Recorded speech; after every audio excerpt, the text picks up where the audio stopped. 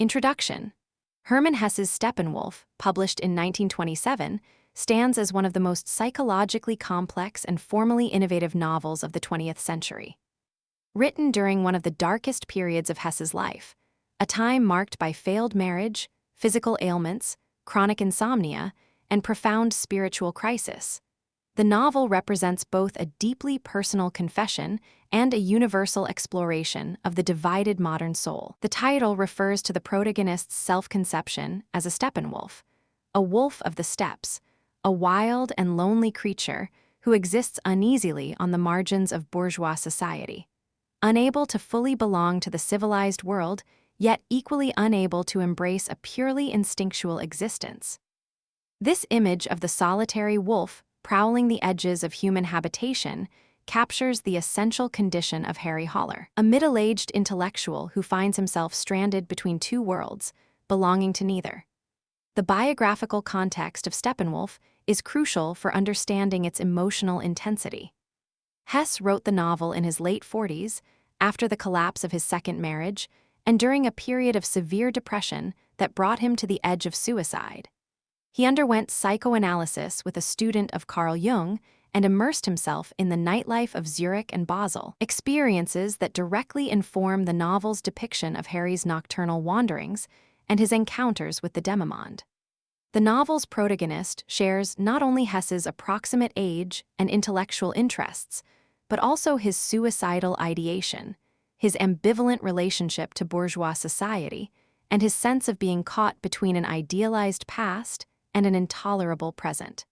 Yet Steppenwolf is not merely autobiography. Hesse transforms his personal crisis into a profound meditation on the nature of the self, the possibility of psychological integration, and the role of art and humor in human salvation. The novel's structure is deliberately fragmented and multi-layered, reflecting the psychological fragmentation of its protagonist. It begins with a preface written by a fictional editor, the nephew of Harry's former landlady, who introduces the manuscript that follows. This manuscript, titled Harry Haller's Records, for madmen only, constitutes the bulk of the novel and is itself interrupted by a surreal philosophical tract called Treatise on the Steppenwolf. The novel culminates in the phantasmagoric sequence of the Magic Theater, where the boundaries between reality and fantasy, sanity and madness, completely dissolve. This complex narrative architecture serves Hesse's exploration of identity as multiple and fluid rather than singular and fixed. The different narrative frames, editor's preface, personal confession, philosophical treatise, surreal fantasy, offer different perspectives on Harry's condition, none of which is presented as definitively authoritative. Steppenwolf emerged from Hesse's engagement with Jungian psychoanalysis and his reading in Eastern philosophy, particularly Buddhism. The novel grapples with themes that preoccupied Hesse throughout his life: the conflict between the spiritual and the sensual, the artist's alienation from society, the search for authentic selfhood, and the possibility of transcendence through art, humor, and the integration of opposing psychic forces. Unlike the serene resolution found in Siddhartha, written 5 years earlier, Steppenwolf offers a more turbulent and ambiguous vision, one that embraces contradiction and multiplicity as essential features of human existence. Where Siddhartha achieves a harmonious union with the flow of life, Harry Haller struggles in the rapids, uncertain whether he will drown or learn to swim. The novel became a countercultural touchstone in the 1960s, its exploration of altered consciousness and rejection of bourgeois values resonating with a generation seeking alternatives to conventional Western life. The rock band Steppenwolf took their name from the novel, and references to the book proliferated throughout the counterculture. Yet this appropriation, while understandable, sometimes distorted the novel's message. Hesse was not advocating simple hedonism or the rejection of all tradition. His vision is more nuanced, calling for an integration of opposites rather than a victory of one side over another. The novel criticizes bourgeois narrowness, but also the romantic cultivation of alienation. It celebrates sensual pleasure, but also the spiritual achievements of high culture. Its ultimate teaching is one of balance, humor, and the acceptance of multiplicity, a teaching that resists reduction to any simple formula. Editor's preface. The novel opens with a preface written by a young man who identifies himself as the nephew of the woman who owned the boarding house where Harry Holler once lived. This narrator describes himself as a thoroughly conventional, bourgeois young man, orderly, hardworking, respectable, content with his place in the social order, who nonetheless found himself strangely fascinated by the peculiar lodger who rented rooms in his aunt's house for approximately 10 months before disappearing as mysteriously as he had arrived. The editor's perspective is crucial because it provides an external view of Harry before we enter his tortured consciousness directly, allowing readers to see how this isolated intellectual appeared to ordinary people. The contrast between the editor's complacent normalcy and Harry's anguished alienation establishes the central tension of the novel from its opening pages. The editor recalls his first encounter with Harry Holler, describing a man of about 50 years old with a weary, intellectual face and an air of profound alienation. Harry moved with the hesitant gait of someone who did not quite belong in the physical world, as if the simple act of walking through a hallway required conscious effort and caused him vague discomfort. His eyes held an expression of suffering mixed with sardonic detachment, the eyes of someone who has seen through the pretenses of ordinary life but found nothing better to replace them. Despite his obvious education and refinement, his clothing was of good quality if somewhat neglected, his speech cultivated, his manner courteous. There was something wild and unsettling about him, something that made the conventional young narrator both uncomfortable and inexplicably drawn to the stranger. Harry seemed to carry an invisible burden, a weight of sorrow and self-contempt that manifested in his every gesture and glance. During the months Harry lived in the boarding house, the editor observed his habits with growing curiosity. Harry kept irregular hours, sometimes not emerging from his rooms for days at a time, other times wandering the streets at all hours of the night. His rooms were filled with books, philosophy, poetry, music scores, stacked in precarious towers on every available surface. He spent much of his time reading, writing, and listening to music on a small gramophone, particularly the works of Mozart and other classical composers. He drank wine, sometimes to excess, and smoked constantly, filling his rooms with a perpetual haze of tobacco smoke. He had few visitors and seemed to have no regular occupation, living apparently on some modest private income from previous literary work. Yet despite his reclusiveness, Harry was always courteous when encountered, and the editor noticed that he had a particular fondness for his aunt, appreciating the cleanliness and order of her household even as he seemed constitutionally incapable of such orderliness himself. The editor provides several telling details about Harry's relationship to the physical space of the boarding house. Harry had a curious habit of pausing on the landing outside his aunt's sitting room, where a well-tended Aracaria plant stood in a large pot. He would stand before this plant for several minutes at a time, breathing in its scent, seemingly lost in contemplation. When the editor asked him about this behavior, Harry explained that the clean, bourgeois atmosphere of the landing, the polished wood, the orderly arrangement, the thriving plant, the faint smell of furniture wax, represented everything he lacked and secretly admired even as he despised it. The landing was an oasis of civilized order in the chaos of his existence, and he paused there as a traveler in the desert might pause at an oasis, drinking in what he could not possess. This detail reveals the complexity of Harry's relationship to bourgeois society. He is not simply opposed to it, but ambivalently attracted and repelled, like someone in love with a person they cannot have. The editor recounts several conversations he had with Harry, conversations that revealed glimpses of a brilliant but tormented mind. Harry spoke of his hatred for the modern age, his contempt for the shallow optimism of bourgeois culture, his sense of being a stranger in time, born too late for the classical world he admired, and too early for whatever new dispensation might eventually arise. He spoke of music, particularly Mozart and the old masters, with an almost religious reverence, seeing in their works a harmony and perfection that contemporary life entirely lacked. He spoke also of his conviction that he was not meant for ordinary happiness, that he was somehow constitutionally unfitted for the simple pleasures that sustained most people. There was in Harry, the editor observes, a strange mixture of arrogance and self-loathing. He clearly considered himself superior to ordinary people in his sensibilities and understanding, yet he also despised himself for his inability to find satisfaction in life, and suspected that his supposed superiority was merely a compensation for his fundamental failures. One evening, the editor recalls, Harry invited him into his rooms and spoke more openly than usual. The rooms were in their typical state of scholarly chaos, books everywhere, papers covered with handwriting, empty wine bottles, overflowing ashtrays, but Harry seemed not to notice the disorder. He described himself as a Steppenwolf, a creature half man and half wolf, caught between two natures that could never be reconciled. The human part of him longed for warmth, connection, culture, and the comforts of civilization. The wolf part despised all this as weakness, yearning instead for solitude, wildness, and freedom from all social constraints.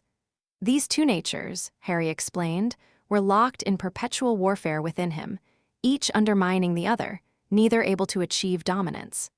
This internal conflict had made his life a prolonged agony, and he confessed that he often contemplated suicide as the only possible escape. He had made a pact with himself, he said, that on his 50th birthday, he would be permitted to take his own life if things had not improved. This confession disturbed the editor deeply, though he did not know how to respond to it. The editor also notes Harry's relationship to the broader cultural and political situation of his time.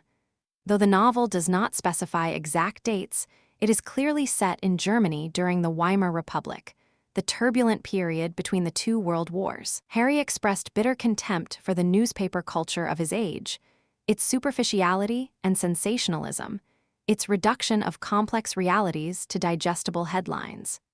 He railed against nationalism and militarism, predicting that the unresolved tensions of the post-war period would eventually erupt in another, even more terrible war. He saw his fellow citizens sleepwalking toward catastrophe, lulled by prosperity and entertainment, unwilling to face the spiritual emptiness that gnawed at the foundations of their civilization. These political observations, while not central to the narrative, situate Harry's personal crisis within a broader historical context, suggesting that his alienation is not merely an individual pathology, but a symptom of cultural disease. After approximately 10 months, Harry Holler departed as suddenly as he had arrived, leaving behind only a manuscript that he had apparently slipped under the editor's door. This manuscript, which the editor has decided to publish, constitutes the main body of the novel. The editor admits that he cannot vouch for the literal truth of everything contained in these pages. Some of the events described seem impossible, the product of fantasy or madness, but he believes the manuscript has value as a document of the soul, a record of one man's desperate struggle with himself and his age. He offers it to readers not as entertainment, but as a kind of case study, trusting that those who recognize something of themselves in Harry's suffering will find meaning in his words. The editor closes his preface by noting that Harry's fate remains unknown. Whether he found peace, destruction, or something else entirely, the editor cannot say. All that remains is the manuscript, a message in a bottle from a drowning man. Harry Holler's Records. Part 1. The Steppenwolf's Despair.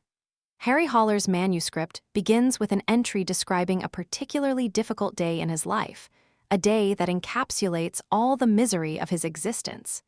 He has been wandering the streets of an unnamed German city, trying to escape the suffocating atmosphere of his rented rooms, yet finding no relief in the external world. The streets are filled with people going about their ordinary business, shopping, chatting, hurrying to work, greeting acquaintances, and Harry observes them with a mixture of envy and contempt. These people seem to possess something he lacks, the ability to find satisfaction in simple things, to belong unquestioningly to the social world, to accept life on its own terms without the corrosive questioning that poisons every moment of Harry's existence. They seem to him like members of a club from which he has been permanently excluded, moving through a world of shared assumptions and mutual recognition that he can observe but never enter. Harry describes his condition with brutal honesty. He is 50 years old, alone, without family or meaningful occupation. His marriage ended years ago in failure and mutual recrimination, leaving scars that have never healed. He has had other relationships since, but none that brought lasting satisfaction. He seems constitutionally unable to sustain intimate connection. His work as a writer and intellectual has brought him neither satisfaction nor recognition. His articles and reviews appear occasionally in obscure journals, reaching a handful of readers who probably forget them immediately.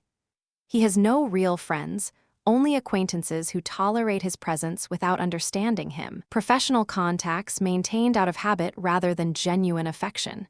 His health is poor, his nerves shattered, his capacity for joy almost entirely atrophied. He lives in a kind of purgatory, unable to embrace life but equally unable to end it. The only thing that keeps him going, he admits, is a secret pact he has made with himself. He has promised that on his 50th birthday, now less than 2 years away, he will permit himself to commit suicide if life has not improved. This deadline gives him a strange comfort, a sense that his suffering has a limit, even if that limit is self-destruction. The thought of suicide is not terrifying to Harry, but almost soothing, like knowing there is an emergency exit in a burning building. He does not actively plan his death, but he takes comfort in the knowledge that the option remains available, that he is not trapped in his misery with no possibility of escape. This morbid consolation reveals the depth of Harry's despair.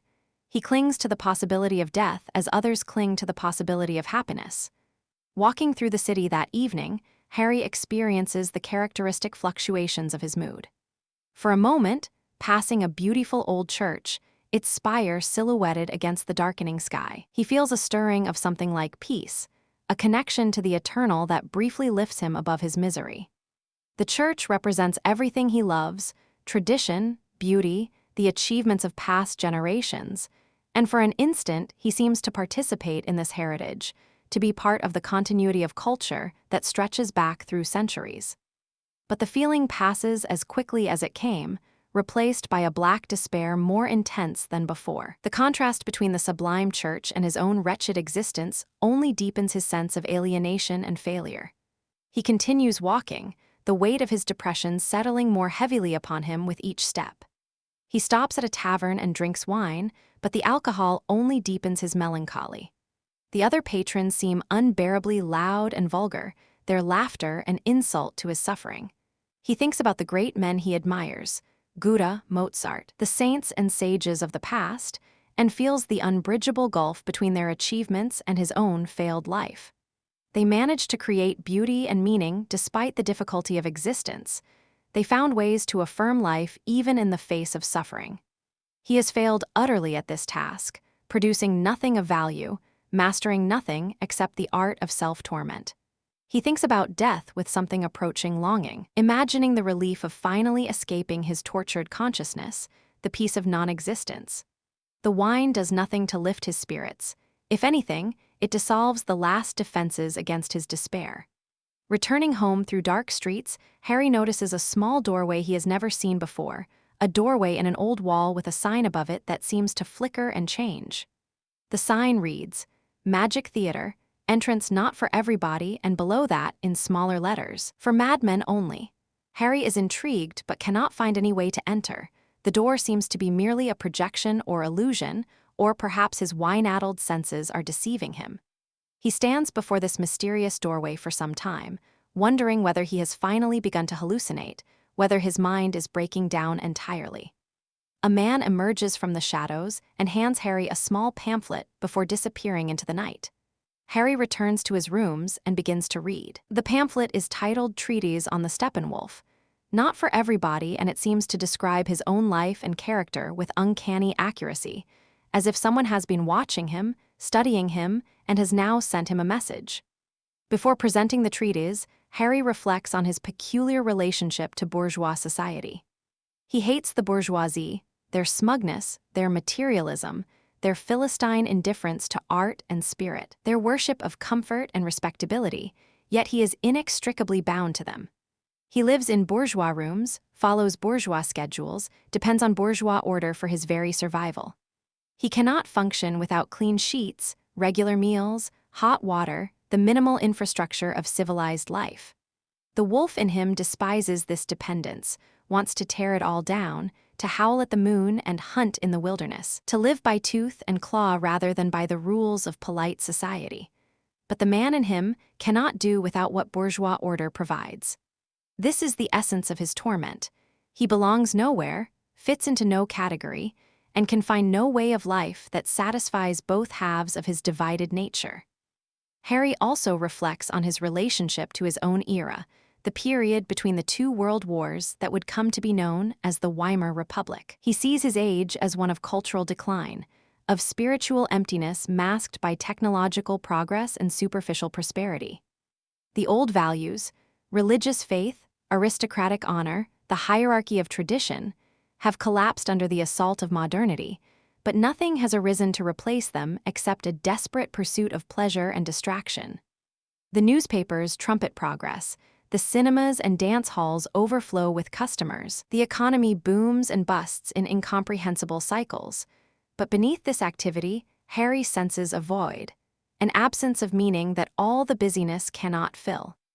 He feels himself to be a man out of time, someone who might have been at home in the age of Goethe or Mozart, but who can find nothing to sustain him in the jazz age, the age of cinema and automobiles, of mass culture and mechanical reproduction. His alienation is not merely personal but historical and metaphysical. He is alienated not just from society, but from his entire epoch. The Treatise on the Steppenwolf. The Treatise on the Steppenwolf is a remarkable document that interrupts Harry's personal narrative to provide a seemingly objective analysis of his condition. Written in a tone of detached philosophical authority, as if by some dispassionate observer who has studied Harry's type extensively, the treatise describes a certain kind of person, the Steppenwolf type, who experiences himself as containing two antagonistic natures, one human, one bestial. This self-understanding, the treatise explains, is not entirely wrong but is dangerously oversimplified. The Steppenwolf has grasped something true about the divided nature of the self, but he has made the error of imagining that division as binary, when in fact the self contains not two but an infinite multiplicity of selves, a teeming parliament of contradictory impulses and potentials. The treatise begins by acknowledging the reality of Harry's suffering. The Steppenwolf genuinely does experience himself as divided, genuinely does feel torn between conflicting impulses and values. His pain is real, not imagined or affected. When he describes the torment of his inner warfare, the way the man in him and the wolf in him take turns destroying each other's satisfactions, he is reporting genuine experience, not merely complaining or seeking sympathy. But the source of his pain lies not in the supposed conflict between man and wolf, but in his attachment to a false theory of identity. Harry believes that he has a single, unified self that is unfortunately split into two warring factions. The truth, according to the treatise, is that no such unified self exists. What Harry calls his self is actually a constantly shifting assemblage of countless subpersonalities, drives, memories, and potentials. The man-wolf dichotomy is merely the crude grid Harry has imposed on this teeming multiplicity, a grid that obscures more than it reveals. The treatise elaborates this point with psychological and philosophical depth. Every person, it explains, contains multitudes. The respectable citizen contains a potential criminal. The devoted mother contains a potential destroyer of her children. The pious believer contains a secret atheist. The gentle soul contains a murderer. These are not aberrations, but the normal condition of human consciousness. Most people manage to navigate this multiplicity by constructing a simplified self-image and suppressing everything that does not fit. They identify with certain aspects of themselves, their social role, their conscious values, their preferred self-presentation, and disown the rest, projecting the disowned aspects onto others or burying them in the unconscious. This strategy works well enough for ordinary purposes, allowing people to function in society and maintain a sense of continuous identity, but it involves a fundamental self-deception and a tragic impoverishment of human potential. The Steppenwolf, the treatise continues, is someone who cannot fully employ this strategy of simplification. His conflicting impulses are too strong, his self-awareness too acute, for him to rest comfortably in any single identity. He sees through the masks that others wear so easily, recognizes the contradictions they have papered over, and cannot blind himself to his own inner conflicts in the same way. This is both his curse and his potential blessing. His curse because it condemns him to perpetual inner conflict and social alienation, never finding the peace that comes from settled identity. His potential blessing because it opens the possibility of a higher integration, a way of being that embraces multiplicity rather than fleeing from it. The Steppenwolf stands at a crossroads. He can continue his futile attempt to resolve his inner conflict by choosing one side over the other, or he can learn to accept and even celebrate his multiple nature, achieving a kind of joyful wisdom that transcends the ordinary categories of happiness and misery. The treatise then introduces a crucial distinction between two types of people who stand outside bourgeois normalcy: the saints and the suicides. The saints are those who have achieved complete transcendence, who have genuinely overcome the ego and its conflicts through spiritual discipline. They have passed through the fire of multiplicity and emerged purified, no longer identified with any particular self or desire, but resting in a state of cosmic consciousness that embraces all things equally. They are rare, perhaps even legendary figures who represent one possible endpoint of human development. The suicides are those who have been destroyed by the conflict they could neither resolve nor transcend. They are far more common than the saints and represent the danger that threatens every Steppenwolf who fails to find a path forward. Harry belongs to the class of potential suicides, people whose alienation and self-division have brought them to the edge of self-destruction. But the treatise hints that another path exists, a path that requires neither the saint's complete self-abnegation nor the suicide's final surrender. This third path involves learning to laugh at oneself and the world, to see the cosmic comedy that underlies all tragedy. The Steppenwolf takes himself too seriously. He treats his suffering as absolute and final when it is actually relative and mutable. If he could learn to step back from his anguish, to see it as one perspective among many rather than the definitive truth of his existence, he might find a way out of his prison. This does not mean trivializing his pain or pretending that everything is fine. It means recognizing that the self which suffers is not the whole self, that there are dimensions of experience, joy, beauty, humor, transcendence, that remain accessible even in the midst of apparent despair. The great artists and thinkers whom Harry admires, Goethe, Mozart, were masters of this higher humor, able to affirm life in all its contradictions rather than being destroyed by them.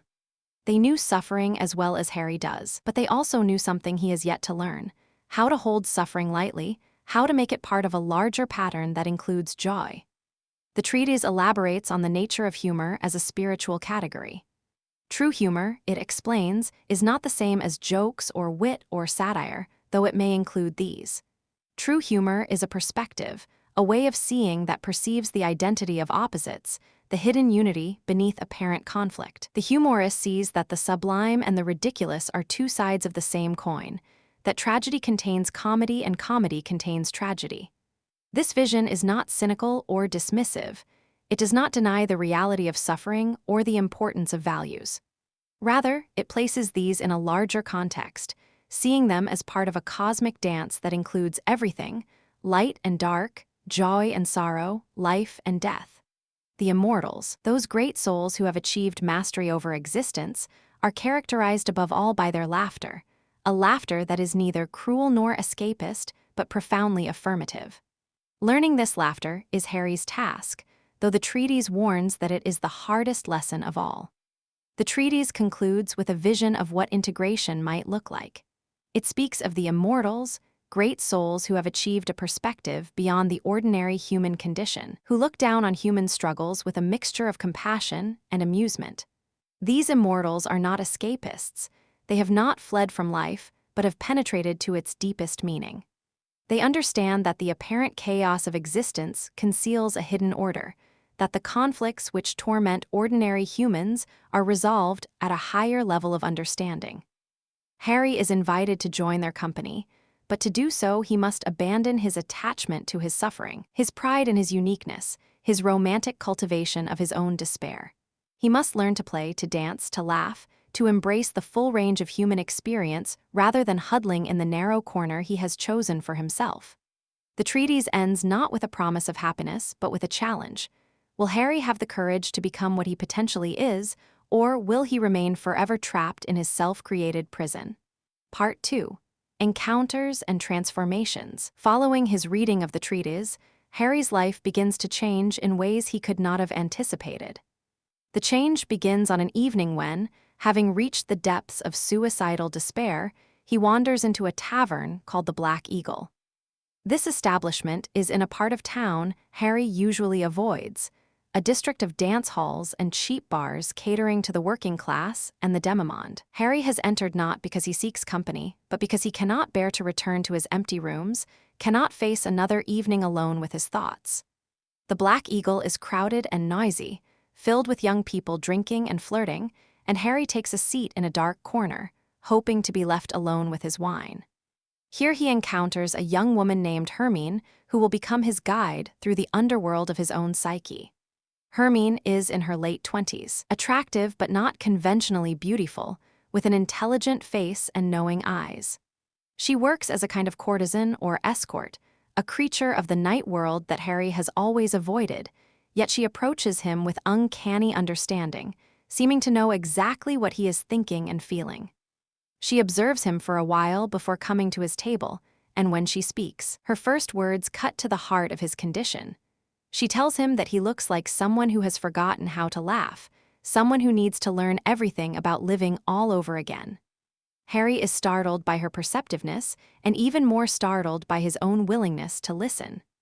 Herman takes charge of him with a mixture of maternal tenderness and playful authority, ordering him to eat, to drink, to stop thinking so much. She seems to find him amusing rather than pathetic, treating his despair as a condition to be cured rather than a tragedy to be mourned.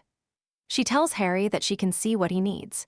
He needs to learn to dance, to laugh, to take pleasure in simple things, to stop despising his body and his senses. These skills, which come naturally to ordinary people, are completely foreign to this intellectual who has spent his life in the realm of pure thought. Harry has cultivated his mind at the expense of his body, his spirit at the expense of his senses, and now he is paying the price in isolation and despair. Herman will teach him what he has neglected to learn. Harry is skeptical, but also desperate enough to try anything. Something in Herman compels his trust despite his usual suspicion of intimacy. Perhaps it is her lack of pretense, her frank acknowledgement of who and what she is. Perhaps it is the way she seems to understand him without requiring lengthy explanation, as if she can read his thoughts directly. Perhaps it is simply that he has reached the end of his rope and has nothing left to lose. Whatever the reason, Harry finds himself agreeing to meet her again, submitting to her instruction, allowing this stranger to lead him into experiences he has always avoided. Herman makes a strange bargain with him. She will teach him everything he needs to know about pleasure and play, and in return, when the time comes, he must obey her final command, whatever it may be. Harry agrees without understanding what he is committing to, without even asking what the command might be. This blind obedience is itself part of his education, a surrender of the intellectual control that has been both his strength and his prison. The bargain has an ominous undertone. Herman hints that her final command will involve something terrible, but Harry is too desperate to worry about future consequences. He needs help now, and Herman is offering it. Under Herman's tutelage, Harry begins a process of transformation that takes him far from his accustomed patterns.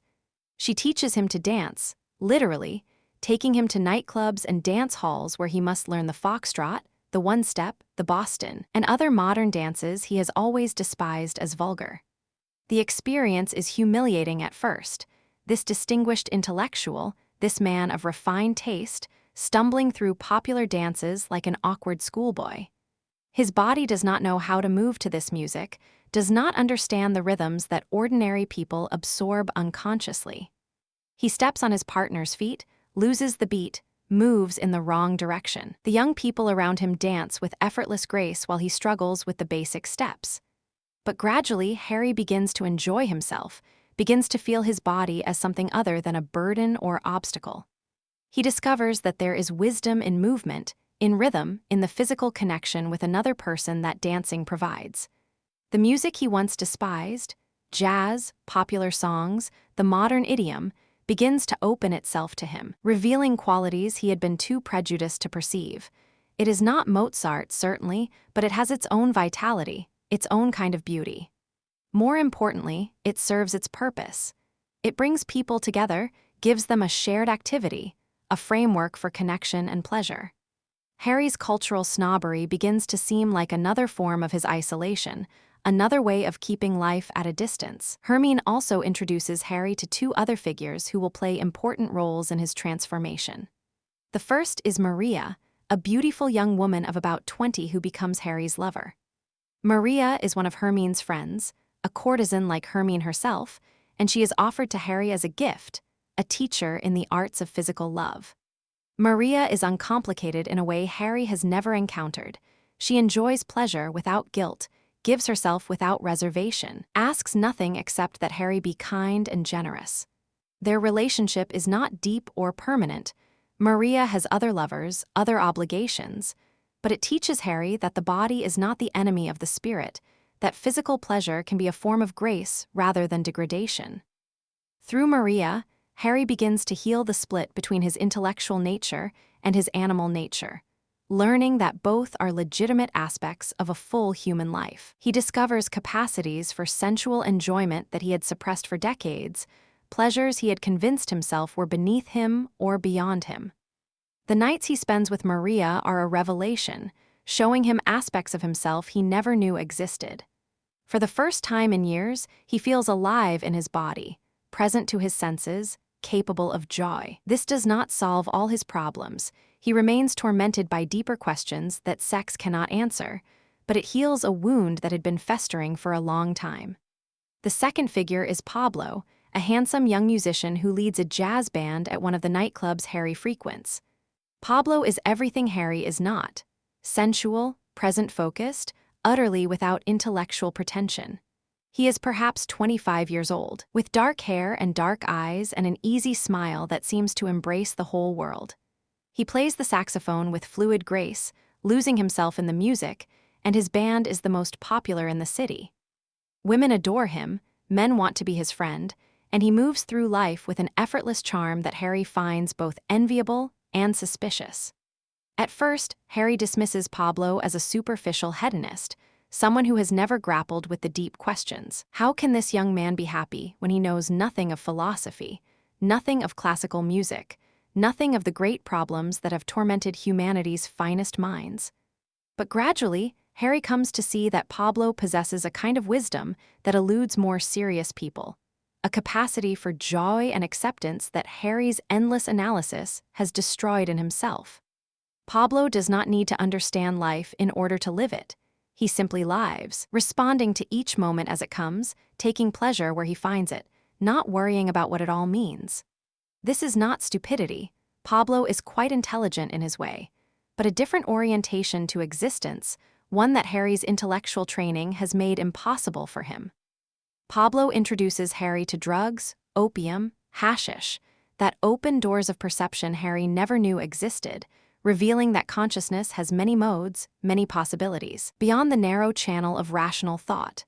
Throughout this period of transformation, Harry maintains a complex relationship with Herman that is part mentorship, part friendship, part unconsummated romance.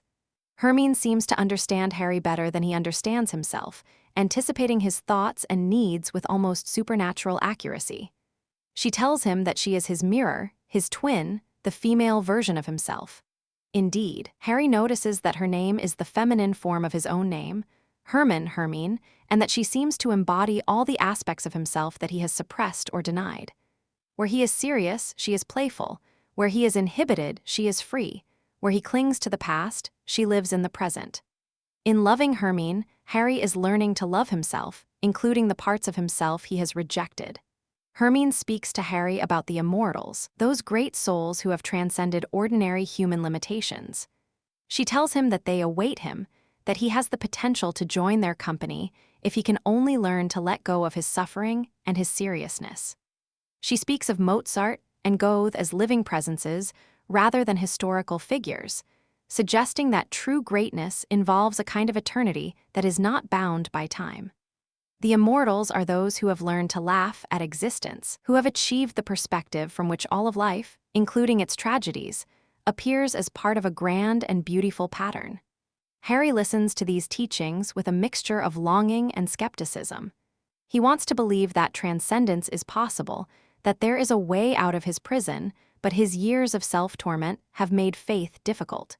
He has disappointed himself too many times to trust in promises of transformation. As the narrative progresses, the boundaries between reality and fantasy begin to blur. Harry is never quite sure whether his experiences are literally happening or whether he has entered some kind of dream or hallucination. The city itself seems to transform, revealing hidden dimensions that were always present but invisible to his ordinary consciousness. Signs and symbols appear everywhere, in shop windows, in fleeting conversations, in the faces of strangers, pointing toward mysteries that Harry cannot quite grasp.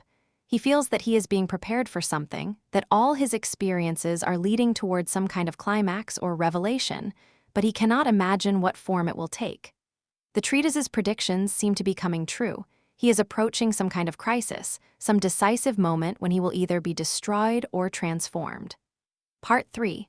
The Masked Ball. The transformation reaches its climax on the night of the annual artist's masked ball, an event that Herman has been preparing Harry to attend for weeks.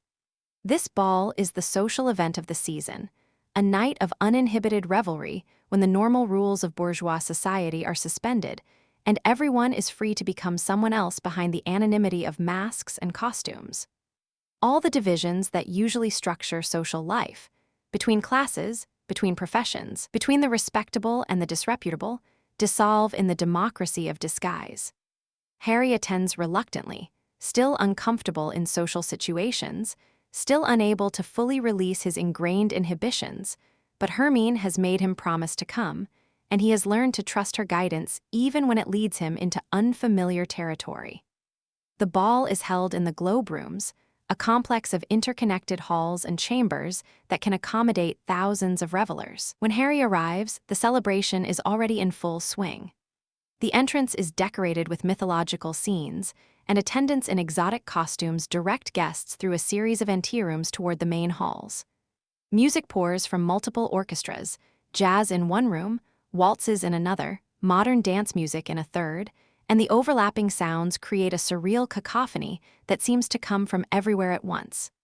The air is thick with perfume, cigarette smoke, and the heat of hundreds of dancing bodies.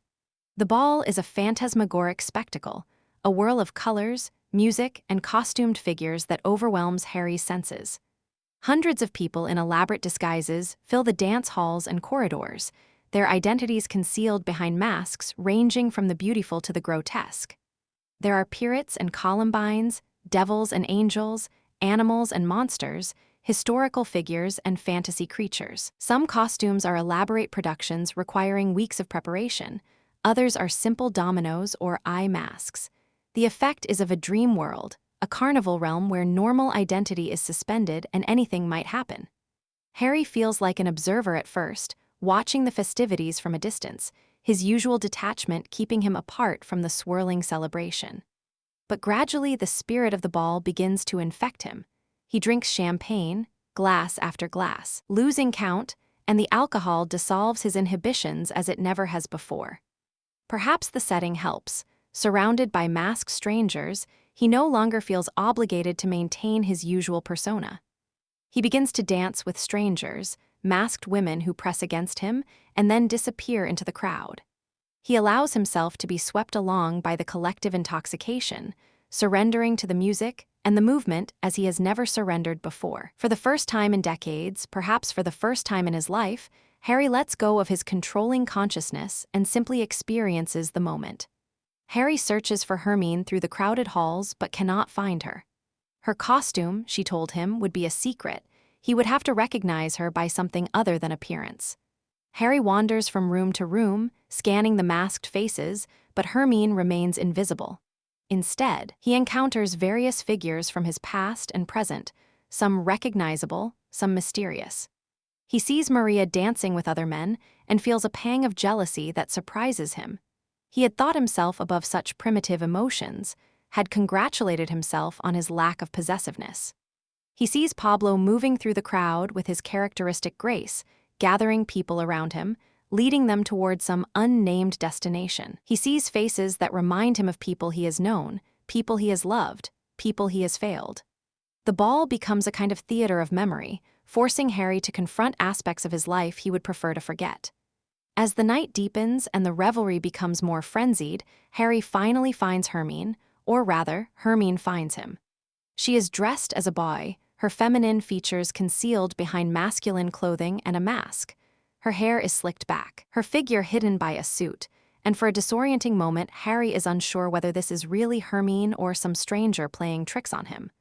But when she speaks, he recognizes her voice, her intonation, the particular quality of her understanding. In this disguise, she embodies the androgynous wholeness that Harry has been seeking, the union of masculine and feminine, human and animal, spirit and flesh. She is both herself and other, both woman and man, both the guide Harry has known and a mysterious stranger. They dance together with a closeness and understanding that transcends ordinary connection. Hermine leads, taking the masculine role, and Harry follows, surrendering the control he usually maintains.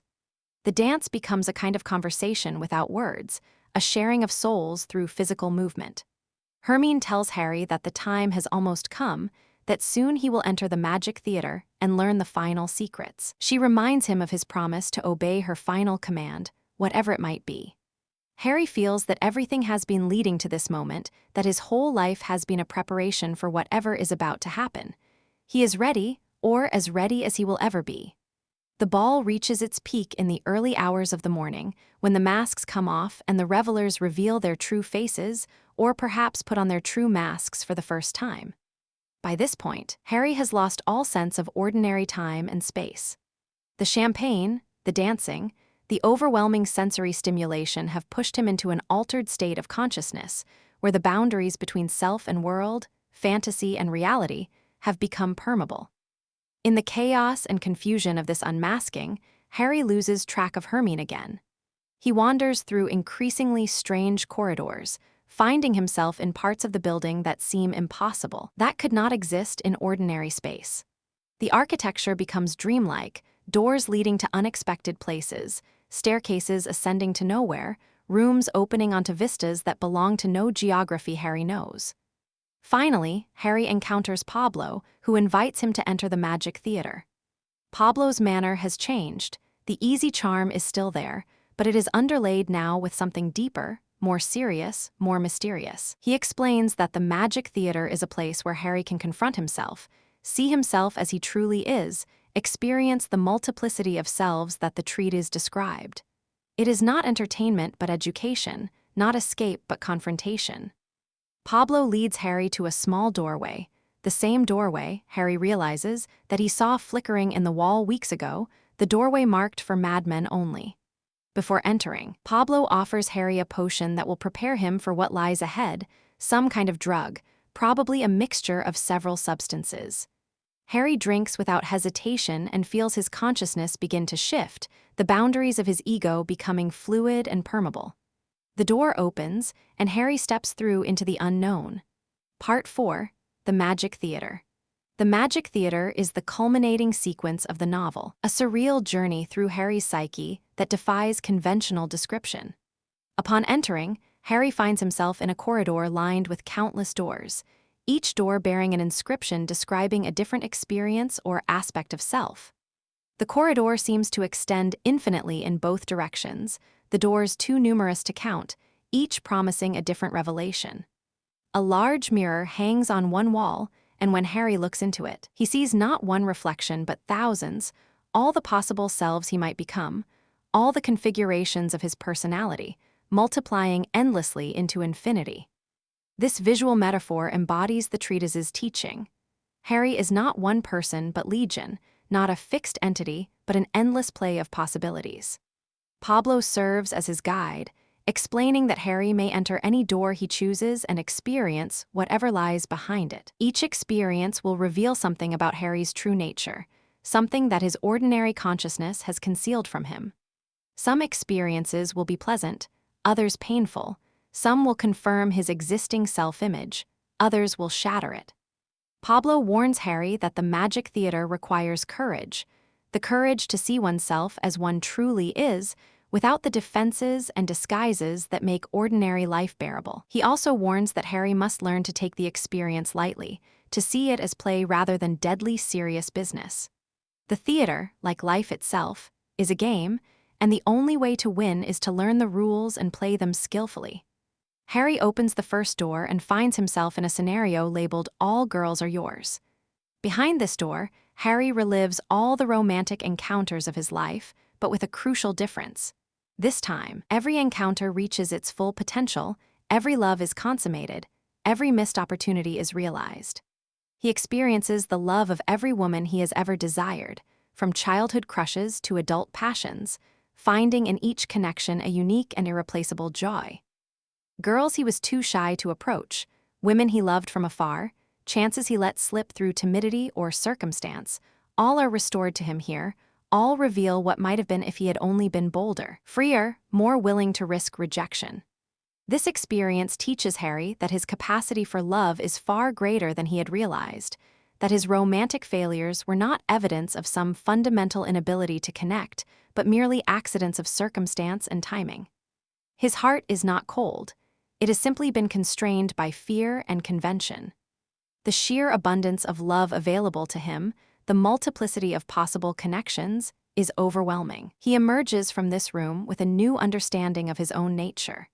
He is not the loveless creature he imagined himself to be, but someone rich in erotic and romantic potential, someone who has simply failed to actualize what he possessed. Behind another door, Harry finds guidance in the building up of the personality. Here he encounters his various selves laid out like chess pieces on a board, and he is invited to rearrange them in any configuration he chooses. A small man who resembles a chess master explains the game. Harry can emphasize his intellectual self or his sensual self, his aggressive self or his tender self, his worldly self or his spiritual self, in any combination he desires. The pieces can be combined in infinite ways, and each combination produces a different personality, a different life. Harry plays with different arrangements, creating selves he never imagined he could be: a warrior, a sensualist, a saint, an artist, a criminal. This experience demonstrates the treatise's teaching about the multiplicity of the self. Harry is not one person but many, and the particular configuration he has identified as Harry Haller is only one possibility among countless others. He could be different. He could be anything. A third door is labeled "Marvelous Taming of the Steppenwolf." Behind this door, Harry witnesses a circus performance in a grand arena filled with spectators. In the center ring, a man in the costume of a lion tamer works with a wolf, clearly the wolf of the steppes, clearly Harry's other self. The man tames the wolf through a combination of discipline and affection, teaching it to perform tricks, to subordinate its wild nature to human will. The wolf becomes obedient, domesticated, a mere pet. But then the performance reverses. The wolf becomes the master, the man the pupil. The wolf teaches the man to hunt, to howl, to live according to instinct rather than reason. The man drops to all fours and runs with the pack, savage and free. Harry understands that neither version is complete. Neither the man dominating the wolf nor the wolf dominating the man represents his true nature. The taming is not the goal. Neither is the unleashing. True integration requires that both live together in harmony, each expressing its nature without suppressing the other. The opposition between man and wolf, civilization and instinct, spirit and flesh, is false. They are not enemies but partners, not contradictions but complements. The performance ends without resolution, without declaring a winner, because there is no winner to declare. The struggle continues, but it is no longer a struggle unto death. It is a dance, a play, a game that can be enjoyed rather than merely endured. Perhaps the most disturbing door is labeled "How One Kills for Love." Behind this door, Harry discovers a bedroom where Herman lies with another person, Pablo, as it turns out. They are naked, asleep in each other's arms, the aftermath of lovemaking evident in their tangled limbs and satisfied expressions. Harry feels a surge of jealousy so intense it frightens him. He had not known he was capable of such primitive emotion. He had believed himself beyond possessiveness, beyond the petty demands of ordinary love. A knife appears in his hand. He does not remember picking it up, does not know where it came from, and in a moment of jealous rage, Harry plunges it into Hermione's breast. She dies without waking, her face frozen in its expression of satisfied sleep. This act of violence shocks Harry into recognition of the destructive potential that lives within him, the capacity for murder that civilized society denies, but that lurks in every human heart. He is not the gentle, intellectual soul he imagined himself to be. He contains a killer, a destroyer, a beast capable of anything. But the meaning of this scene is ambiguous. Is it literal or symbolic? Has Harry actually killed Hermine, or has he killed something in himself that Hermine represents? Has he murdered his guide, or has he accomplished the task she set for him? The treaties mention that Hermine might require Harry to kill her. Perhaps this was the command he agreed to obey. The scene refuses to resolve into clear meaning, remaining suspended between reality and fantasy, crime and ritual, murder and sacrifice. Another door leads to the automobile war, a nightmare vision of technological destruction in which the human race turns its machines against itself. Harry finds himself in a devastated landscape where cars have become weapons, hunting down pedestrians in the streets. Men with rifles shoot at vehicles, vehicles run down men.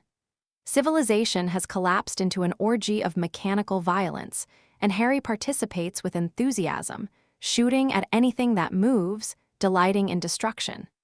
This experience connects to Harry's critique of modern society, his sense that the machine age has unleashed forces that humanity cannot control. But even this apocalyptic vision has a strange beauty to it, a wild joy in destruction that Harry recognizes as part of himself. The wolf who longs to tear down the human world and all its works. He is not merely a victim of modernity. He is also an accomplice, harboring fantasies of annihilation that his civilized self refuses to acknowledge. Throughout his journey through the magic theater, Harry encounters the immortals whom the treatise and Hermine have described. He sees Mozart, who appears not as a marble bust or a figure from a history book, but as a living, laughing presence, making jokes and playing pranks. Mozart wears ordinary clothes, speaks colloquially, and behaves with a casualness that shocks Harry's reverent expectations. He tells Harry that he takes himself too seriously, that his precious suffering is actually rather funny when seen from the proper perspective. He demonstrates this by playing some modern popular music on a radio, the sort of commercial product Harry has always despised, and asks Harry whether it does not contain a spark of the same divine fire that animates his own compositions. Harry is outraged at first. How can Mozart compare his sublime music to this tinny mechanical reproduction, this degraded popularization, but gradually begins to see the point. The divine is present everywhere, in high culture and low, in tragedy and comedy, if only one has eyes to see it. Mozart laughs at Harry's outrage, his pretension, his inability to take things lightly. He conducts a mock trial in which Harry is charged with crimes against humor, with taking life too seriously, with failing to learn the laughter of the immortals. The court finds Harry guilty. His suffering is real, but his response to it is mistaken. His punishment is not death or exile, but something more difficult. He must learn to laugh, must acquire the humor he lacks, must see the cosmic comedy that embraces tragedy and transcends it. This is not a cruel punishment, but a liberating one. Harry is being shown that his suffering, while real, is not ultimate, that beneath the tragedy of existence lies a comedy that embraces and transcends all pain. The laughter of the immortals is not mockery, but invitation, calling Harry to join them in their higher perspective. Conclusion and themes. Steppenwolf ends ambiguously, with Harry still in the magic theater, facing the challenge of integrating what he has experienced into his ordinary life. The novel provides no neat resolution, no definitive answer to the questions it has raised. Harry has glimpsed possibilities, the possibility of humor, of integration, of transcendence, but it remains unclear whether he will be able to actualize these possibilities or whether he will fall back into his old patterns of despair and self-destruction. The final lines suggest hope. Harry resolves to enter the game of life again, to play it better next time, to learn at last the laughter of the immortals. But this resolution is more aspiration than achievement, more beginning than end. The game continues. Harry has merely committed to playing it more skillfully.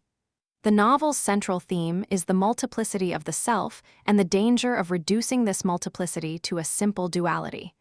Harry's conception of himself as a Steppenwolf, half man, half wolf, is presented as both insight and error. It is an insight because it recognizes the divided nature of the psyche, the way that civilized and instinctual impulses coexist uneasily within every person. Harry has seen something that most people prefer to ignore, that the unified self we present to the world is a construction, a mask, a convenient fiction that conceals the chaos beneath. But Harry's insight is also an error, because it suggests that this division can be resolved by choosing one side over the other, by becoming purely human or purely bestial. The treatise and the magic theater teach a different lesson, that the self contains not two but countless potential beings, and that health lies not in choosing among them, but in learning to hold them all in a dynamic, playful relationship. This teaching has profound implications for how we understand psychological well-being. The conventional view holds that mental health involves developing a stable, coherent identity and suppressing or eliminating whatever contradicts this identity. The healthy person, according to this view, knows who they are, acts consistently, and maintains a unified sense of self over time. Hesse suggests the opposite, that true health involves embracing contradiction, cultivating multiple perspectives, and refusing the false comfort of a fixed self-image. The healthy person is not one who has resolved their inner conflicts, but one who has learned to live creatively with these conflicts, using them as sources of energy and insight rather than treating them as problems to be solved. Integration does not mean homogenization. It means orchestration, the art of coordinating diverse elements into a complex but functioning whole. The novel also explores the relationship between the individual and society, particularly the alienation of the intellectual or artist from bourgeois culture. Harry's hatred of the bourgeoisie is presented sympathetically. Hesse clearly shares many of his protagonist's criticisms of modern society, but it is also shown to be one-sided and self-defeating. Harry's contempt for ordinary people blinds him to the genuine values of bourgeois life: order, cleanliness, reliability, the quiet satisfactions of domestic routine. His identification with the wolf of the steppes is itself a kind of romantic pose, a way of flattering himself that prevents genuine self-knowledge. True transcendence, the novel suggests, involves embracing rather than rejecting ordinary life, finding the eternal in the everyday rather than fleeing to some imaginary realm of pure spirit. The Araucaria plant on the landing, with its humble beauty and simple care, contains as much truth as all of Harry's philosophical brooding. The role of art and humor in human life forms another central theme. Harry is a connoisseur of high culture, a man who lives for Mozart and Goethe, who despises the jazz and cinema of his own age. The novel validates this love of great art while also questioning its one-sidedness. Mozart himself appears in the Magic Theater to chide Harry for his cultural snobbery, suggesting that the divine can be found in a foxtrot as well as a symphony. The point is not that all art is equal, but that the attitude of reverence and openness that Harry brings to high culture should be extended to all of life. Art is not an escape from life, but a way of seeing life more deeply, and this way of seeing can be practiced anywhere, not only in concert halls and libraries. The jazz that Harry learns to dance to, the popular music that blares from Pablo's saxophone, these two are vehicles of spirit, if approached in the right way. Humor emerges as perhaps the novel's most important theme. The treatise presents humor as a kind of salvation, a perspective from which the apparent tragedy of existence reveals itself as comedy. This is not the shallow humor of jokes and witticisms, but a deep metaphysical humor that embraces all of life, including its pain and suffering. The humorist does not deny the reality of suffering or pretend that problems do not exist. Rather, the humorist sees these within a larger context that relativizes their importance without dismissing it. The immortals whom Harry is invited to join are characterized above all by their laughter, a laughter that is neither cynical nor escapist, but profoundly affirmative. Learning to laugh at himself and his predicament is presented as Harry's central challenge, the key that will unlock his prison and admit him to the company of the great souls. This laughter is the sign of a perspective achieved, a wisdom attained, an integration accomplished. The novel's treatment of sexuality and pleasure represents another dimension of its teaching. Harry begins as a man who has suppressed his sensual nature in favor of intellectual and spiritual pursuits. His body is an afterthought, a burden, a necessary evil that he tolerates rather than celebrates. Through his relationships with Hermine, Maria, and Pablo, he learns to reintegrate his body into his sense of self, to experience physical pleasure without guilt or shame. This reintegration is presented not as a descent into hedonism, but as a necessary step toward wholeness.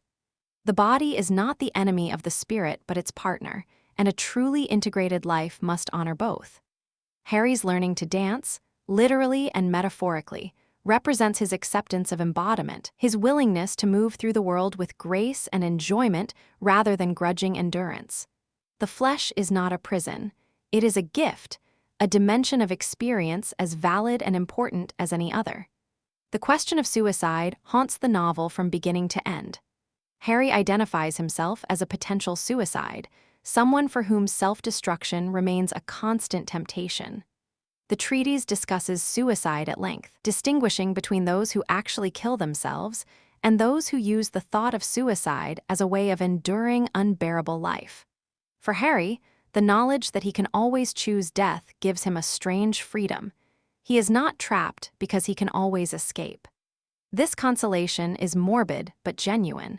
It allows Harry to continue when continuation seems impossible. But the novel ultimately points toward a different kind of freedom, not the freedom to end one's life, but the freedom to transform it, to discover perspectives from which what seemed unbearable becomes bearable and even joyful.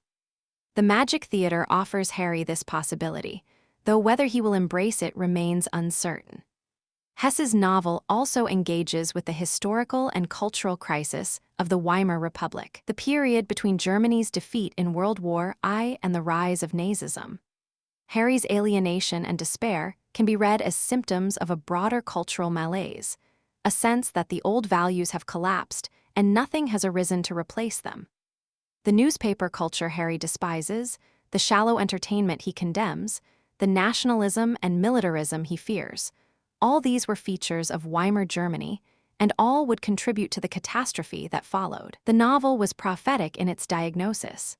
The spiritual vacuum it describes would soon be filled by the brutal certainties of fascism. But Hesse points toward a different response to this crisis, not the false certainties of ideology, but the difficult freedom of authentic selfhood, the courage to live without guarantees in a world that has lost its traditional moorings. The formal innovation of Steppenwolf, its fragmented structure, its mixture of realism and fantasy, its multiple narrative frames, reflects its thematic concerns. The novel's form enacts its content. Just as Harry's self is shown to be multiple and shifting, so the novel itself refuses to settle into a single mode or perspective.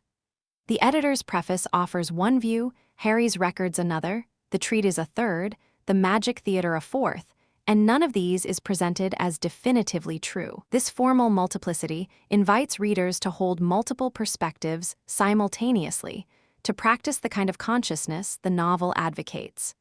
Reading Steppenwolf is itself a kind of education in multiplicity, a training in the flexibility of mind that Harry must acquire. The relationship between Harry and Hermine deserves particular attention. Hermine functions as a kind of psychopomp, a guide to the underworld of Harry's psyche. She leads him through experiences he could never have found on his own, teaches him skills he could never have learned by himself, and prepares him for the transformative ordeal of the Magic Theater. But she is also his mirror, his anima in Jungian terms, the feminine aspect of his own soul that he has neglected and suppressed. Her name, the feminine form of his name, suggests this identification, as does her uncanny understanding of his thoughts and feelings. In loving Hermine, Harry is learning to love himself. In losing her, whether through her death or through the dissolution of projection, he is learning to integrate what she represents into his own being. Their relationship is thus both an external romance and an internal drama, both a story of two people and a story of one psyche coming to terms with itself. The Magic Theater itself can be understood as a representation of the unconscious mind, the realm that Jungian analysis seeks to explore and integrate. Behind its many doors lie the repressed contents of Harry's psyche, his unlived lives, his unfulfilled desires, his denied capacities for both love and violence.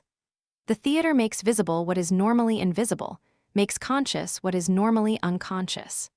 Harry's journey through its corridors is a journey of self-discovery, terrifying and liberating in equal measure. What he finds there is not a simple answer but a complex truth, that he is not one but many, that his suffering is real but not final, that the conflicts which torment him can become sources of creative energy if approached with the right spirit. The magic theater does not solve Harry's problems. It transforms the way he understands them, which is perhaps the only solution available. Ultimately, Steppenwolf offers neither despair nor easy consolation, but something more difficult and more valuable. A challenge to transform consciousness, to see through the illusions that create suffering, to embrace the full range of human possibility. Harry Haller begins as a man at the end of his rope, convinced that life holds nothing more for him but misery and death. Through his experiences, he discovers that his very despair was based on a limited and limiting vision of who he is and what life can offer. Whether he will be able to hold onto this discovery, to integrate it into his ordinary existence, remains an open question, as it remains an open question for every reader who recognizes something of themselves in Harry's struggles.